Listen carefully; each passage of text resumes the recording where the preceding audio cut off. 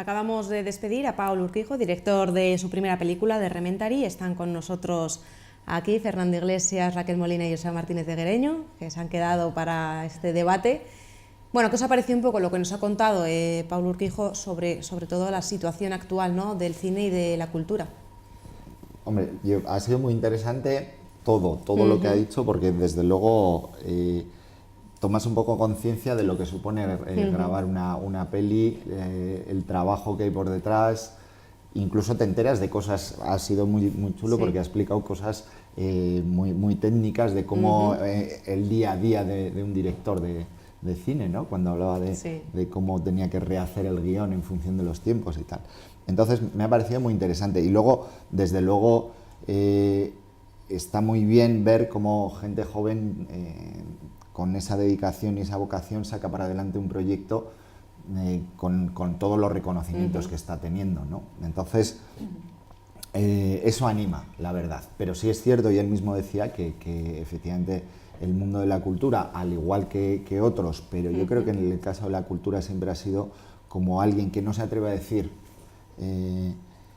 que no le gusta la cultura, ni que políticamente no queda bien decir eso, pero que sin embargo luego en la realidad y en la gestión que se hace desde las administraciones del tema de la cultura, no hay una vocación real o no hay una dedicación real por parte de las administraciones para apoyar e impulsar. Se pueden hacer muchísimas más cosas. Parece que nos quedamos solo en hemos hecho el plan, como ha pasado aquí en Vitoria, ¿no? Tenemos el plan estratégico de la cultura a nivel de Vitoria, tenemos el plan estratégico de la cultura a nivel de Álava, pero son dos cosas que ya se presentaron hace unos meses y yo creo que están en el cajón. ¿Qué pasa cuando hay que ejecutar, ¿no? Entonces, todo este tipo de ejemplos, como el de Pau, animan, ¿no?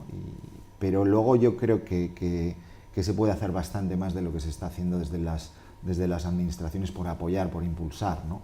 Por ver esa hojarasca que hay, ese talento que hay muchas veces, que también lo comentaba con él, ¿no? Cómo se desperdicia porque no somos capaces de darle un impulso inicial, ¿eh? Tampoco estoy diciendo que haya que apoyar al artista o al creador o al escritor durante todo su proceso, pero sobre todo la gente que empieza se tiene que sentir arropada, y yo creo que no lo estamos consiguiendo. Otro aspecto importante también es el tema de la educación de los públicos, que también se hacía un poco referencia en lo que comentaba Pau, cómo es una cuestión que se retroalimenta, es decir, en la medida en que tú ofertas y das posibilidades para consumir cultura, la gente se educa en ese hábito, ¿no? Y consume cultura muchas veces como ocio, ¿no? Entonces yo creo que aquí hay dos claves importantes, y es que se confunde muchas veces también en las políticas culturales, cuando se dice, no, ¿están haciendo políticas culturales? Sí, estamos haciendo políticas culturales porque damos dinero a la esquena o porque apoyamos determinada construcción de determinado espacio para albergar. Eso no son políticas culturales, ¿no? De lo que se trata es eso es, de alguna manera, inversión, o de hecho cae dentro del ámbito de la promoción económica muchas veces todo eso, pero no se apuesta decididamente por potenciar desde la base y con programas muy concretos. Hay cosas, es cierto que hay cosas, pero yo creo que no son suficientes para que ese talento, insisto, que hay no se desaproveche o no se pierda.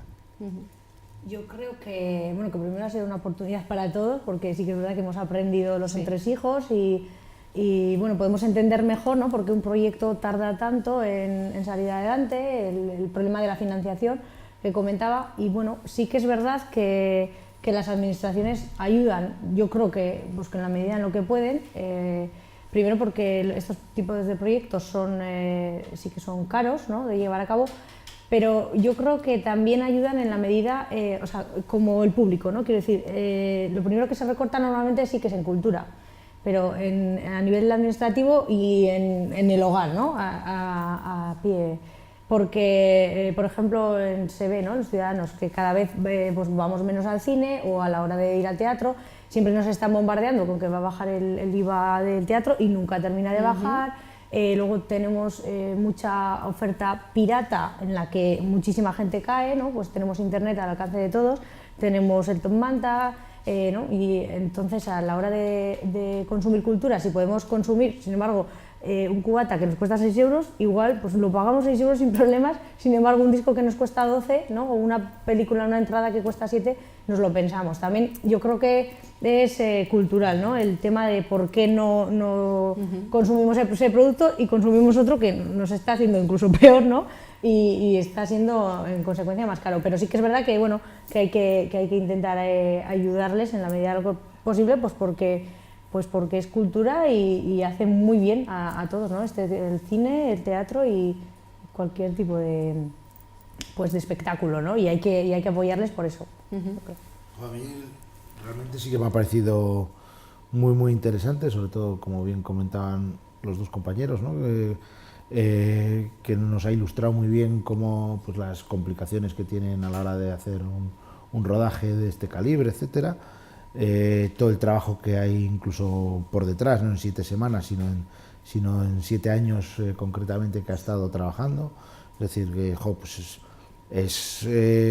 a mí por lo menos me ha gustado muchísimo, porque es algo en el que nosotros como espectadores no valoramos, tampoco somos conocedores de ello y por tanto obviamente no lo valoramos porque no lo conocemos, pero que, pues que está bien saber, ¿no? Que no solo en el cine, obviamente, eso sí que sabíamos, que no solo es lo que se ve en delante de las cámaras, sino que detrás hay muchísima gente y que no solo es el trabajo que lleva a hacer la película, sino muchísimo antes y muchísimo después de haberlo grabado, ¿no? Pero yo me quiero quedar siempre con lo positivo, que es que el cine vasco y el cine en euskera está de moda. Algo tendrá que ver también las instituciones, ¿por qué no? No quiere decir que hay que ser siempre halagüeño, porque entonces no avanzamos, hay que ser crítico, pero crítico siempre en su justa medida, y no ponerlo todo alarmista y todo, esto está fatal, esto habría que hacer. Bueno, hoy en día el cine en euskera y vasco está de moda, por algo será, y vamos a por lo menos vamos a sacar pecho de ello, que es bueno y es bonito, y que ojalá que se siga trabajando y potenciando muchísimo más para poder tener no solo 2 películas en euskera, sino muchísimas más, y que no que ganen Goyas, sino que pueda ser que ganen Oscar.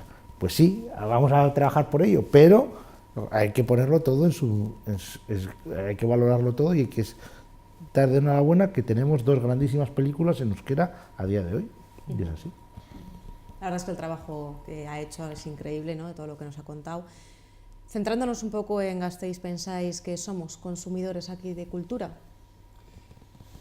Bueno, lo comentaba un poco antes. Yo creo que se consume cultura, que hay, insisto, una oferta cultural que muchas veces tampoco llega o se hace muy pública, es decir, que la gente muchas veces no se entera. Aquí en Vitoria están pasando pequeñas cosas que yo creo que son muy interesantes y que, sin embargo, la gente no se le da la publicidad o el apoyo suficiente.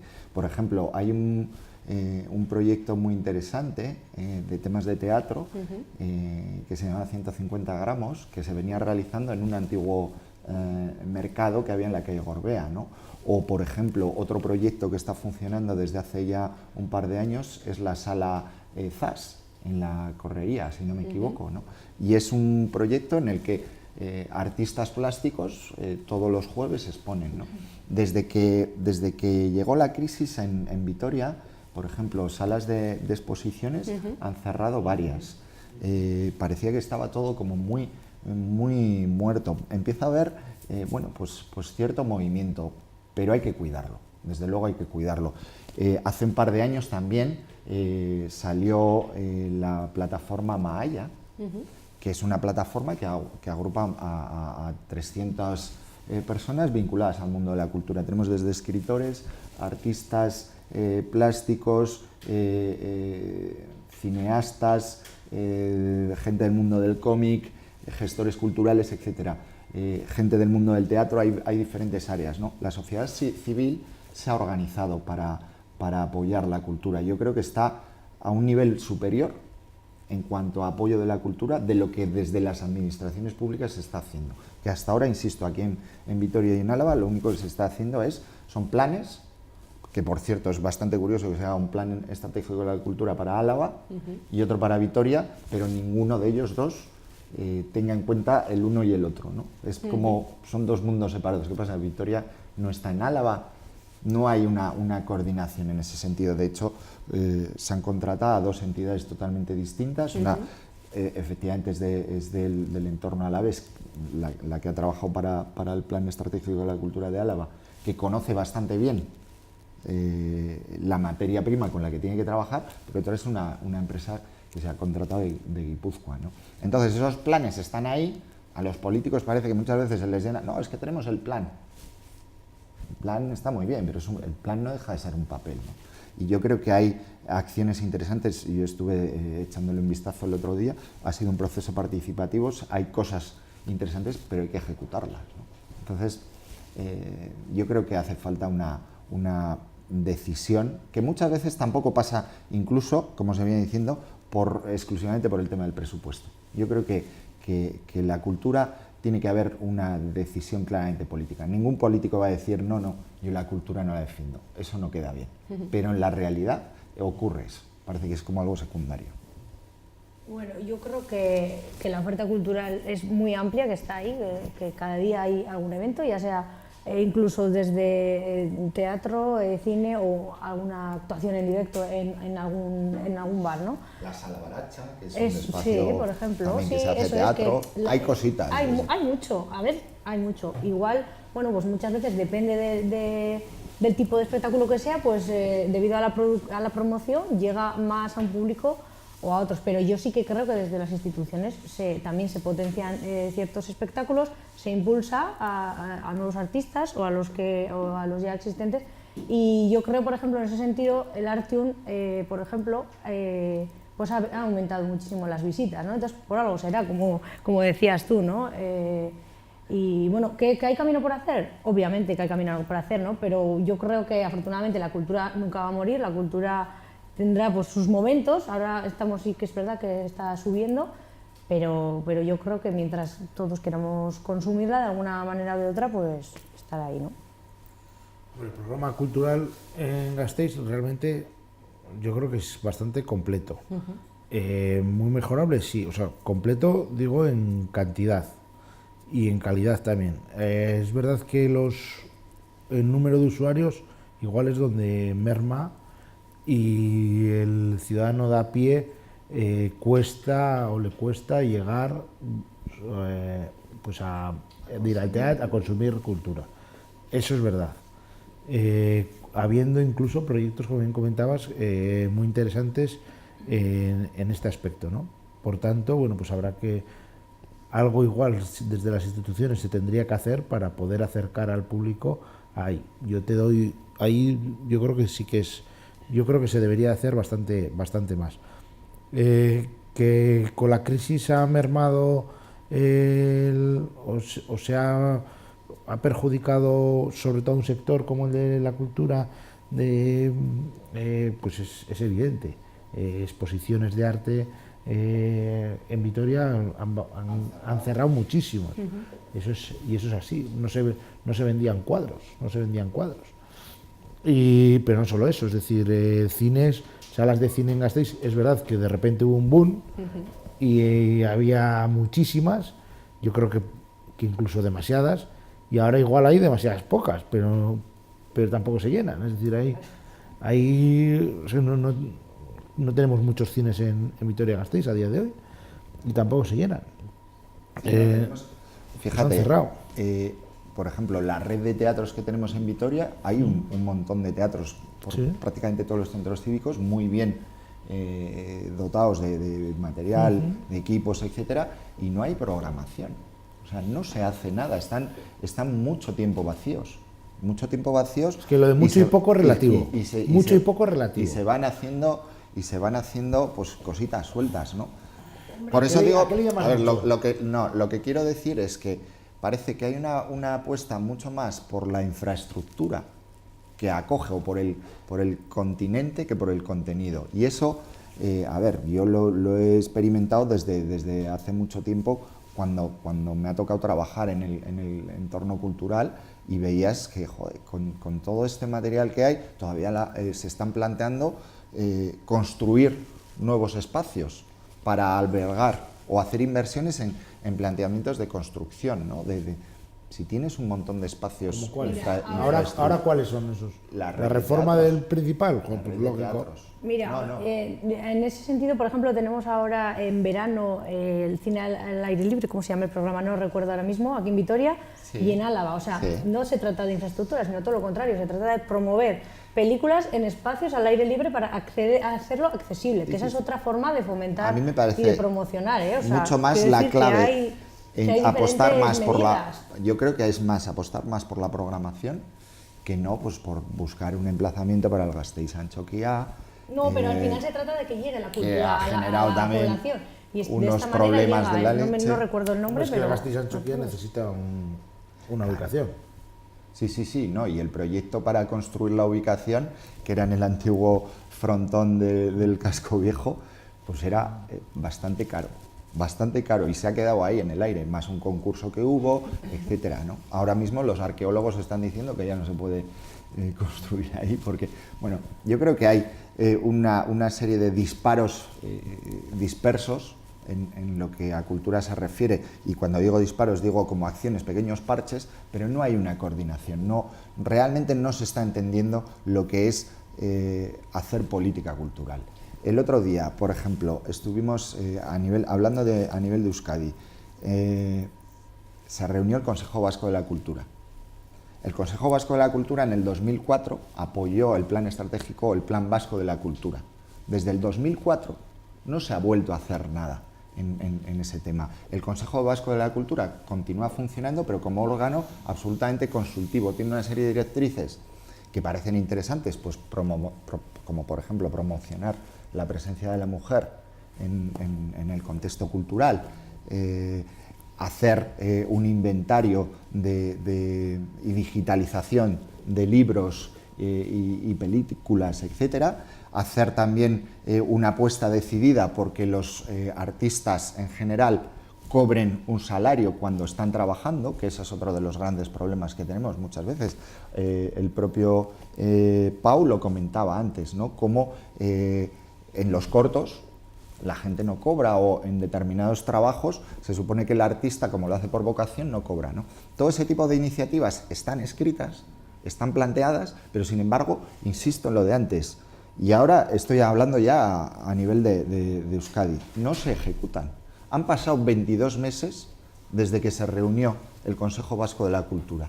Yo fui a la reunión el otro día en Tabacalera, después de 22 meses. Prácticamente nos encontramos en el mismo punto en el que hacía 22 meses.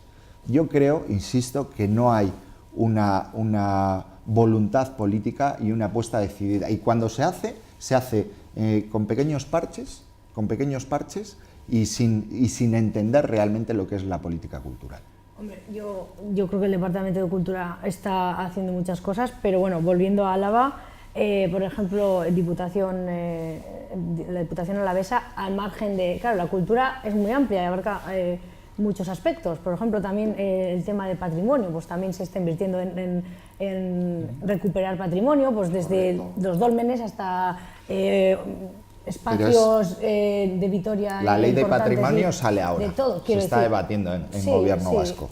Pero quiero decir que es que la cultura es muy amplia y yo creo que la línea que tiene que marcar la tiene clara, ¿no? Yo creo que cada institución sabe por dónde tiene que ir. Lo que no se puede decir es, no, aquí la cultura, bueno, está muy dispersa. Yo creo que dispersa no está, cada uno tiene su línea y sabe por dónde ir o por dónde no. Otra cosa es el presupuesto que haya, que sea limitado o no, pues seguramente lo sea, pero hombre, por dónde deben ir, yo creo que lo saben de sobra cada uno o cada institución. Yo, Fernando, no sé, pero cada vez que te escucho, joder, no sé si cortarme las venas o dejármelas largas, en serio, porque es todo deprimente. Cada vez que esto nos pones un panorama, nos dibujas un panorama, me da igual que sea del cultural, de cualquier otro, catastrófico, en el cual nadie sabe hacer nada, se hacen solo parches, pero parches porque no tienen voluntad de hacer nada más. Absolutamente de ejemplos como el de Pau. Lo que digo es que porque Paul no es un político, es decir, todo de las instituciones es malo.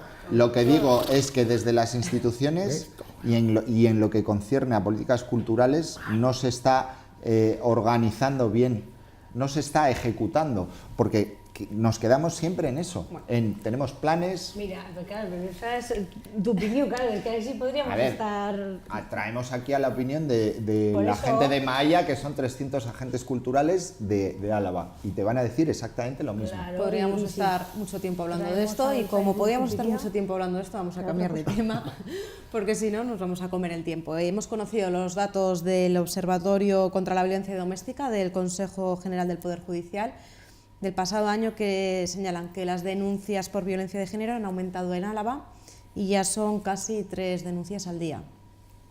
El otro día, ayer, uno de nuestros parlamentarios señalaba que este dato se puede mirar por un lado positivo, que quiere decir, ¿no?, que las mujeres denuncian ahora más que antes. ¿Qué opináis vosotros? Yo también, bueno, yo coincido porque dentro del drama de la cifra, obviamente, pues yo creo que es un dato positivo en cuanto a que se visibiliza, se denuncia, cosa que antes no se hacía, y entonces que cada caso se denuncie, yo creo que es el objetivo, que se ponga remedio, que se castigue al violento, en este caso, y que se proteja a la mujer, ¿no? Yo creo que en ese sentido por eso es positivo, pero sí que es verdad que es muy difícil encontrar la relación entre ese aumento de los casos con el aumento de las denuncias, ¿no? Es decir, nunca vamos a llegar a saber si realmente ha aumentado ese caso. Entonces, nos tenemos que dejar llevar por el aumento de esas denuncias que pensamos que es eso, ¿no? En la visibilidad que hay víctimas que denuncian más de una vez. Esperemos, también, exactamente, claro. o sea, yo ahí comparto que sea efectivamente que las víctimas han perdido el miedo a denunciar y no que haya más casos de violencia, que eso sería lo realmente preocupante. Que sería una hipótesis que tampoco yo descartaría, es decir, tal y como están las cosas, fijaros lo que ha pasado este fin de semana con la madre. Sí, bueno, yo creo que ahí no podemos extraer ninguna consecuencia positiva. ¿Cuál? No, de lo de que a una madre pero que de las cifras.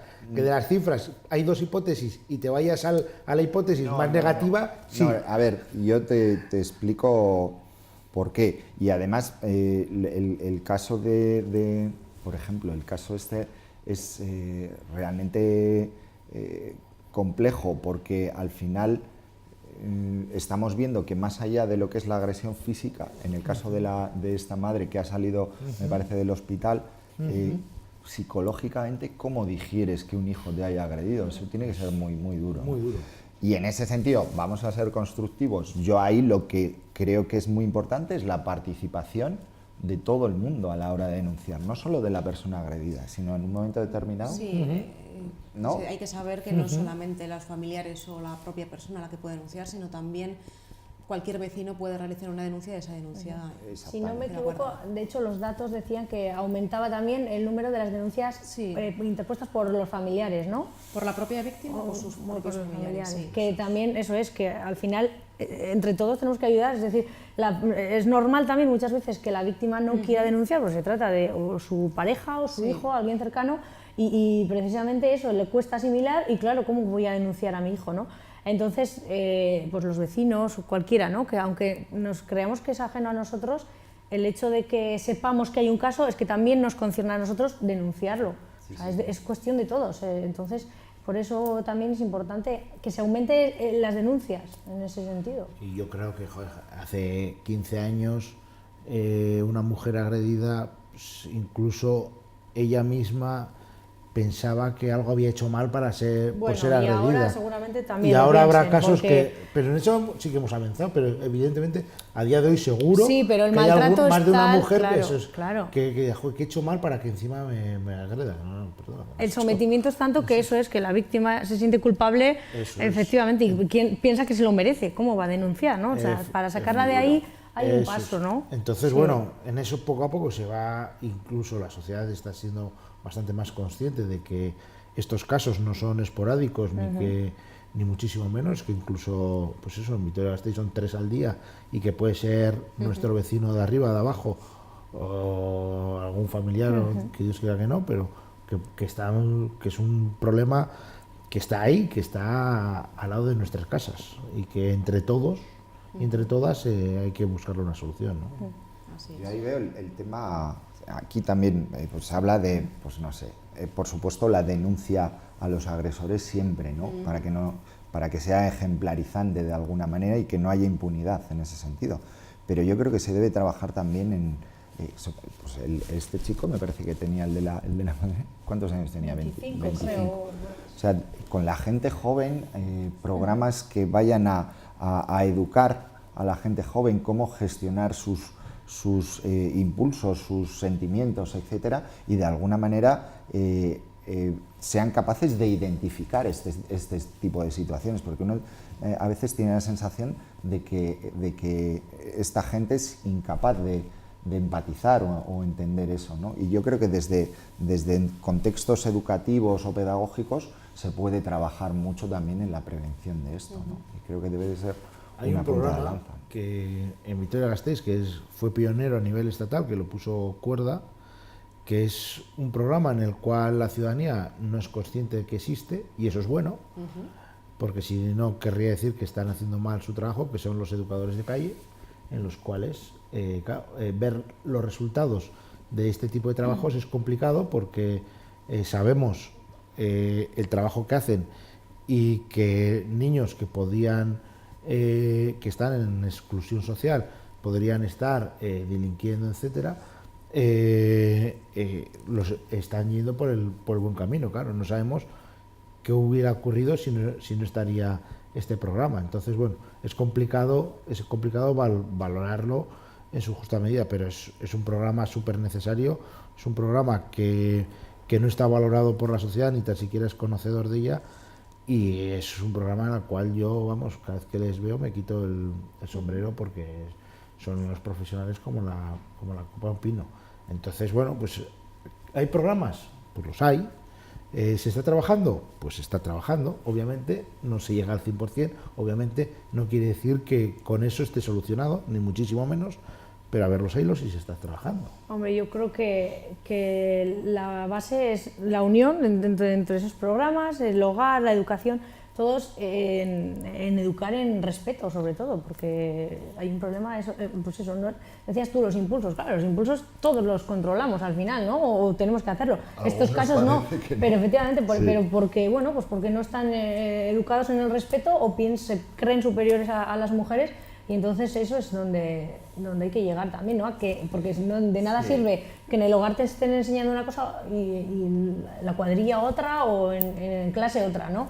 Entonces ahí está también. Sí, un poco, identificar también, yo creo que muchas veces nos pasa, lo que se habla es lo que se llama identificar micromachismos, incluso en el entorno familiar o en el contexto más cercano, pues muchas veces podemos hacer cosas que de alguna manera son identificadas o son entendidas mal. Mira, un ejemplo que puede parecer absurdo, pero que avanza, o sea, si no lo haces, es evitar mandar por WhatsApp, rebotar un chiste machista, por ejemplo, ¿no? O en Facebook, o sea, está cotidiano cosas que te van llegando y dices, pero ¿cómo? No, a mi mujer me llegan esos chistes, digo, ¿cómo es posible? O sea, es que entonces, pequeñas cosas, acciones que hay que acabar, porque estas sociedades machistas se pueden ir puliendo, ¿no? Eso es, sí. Eso es, entre todos tenemos que ir trabajando en ello. Muchas gracias por haber venido, nos vemos el próximo miércoles. A vosotros. Y nosotros continuamos aquí en VTV.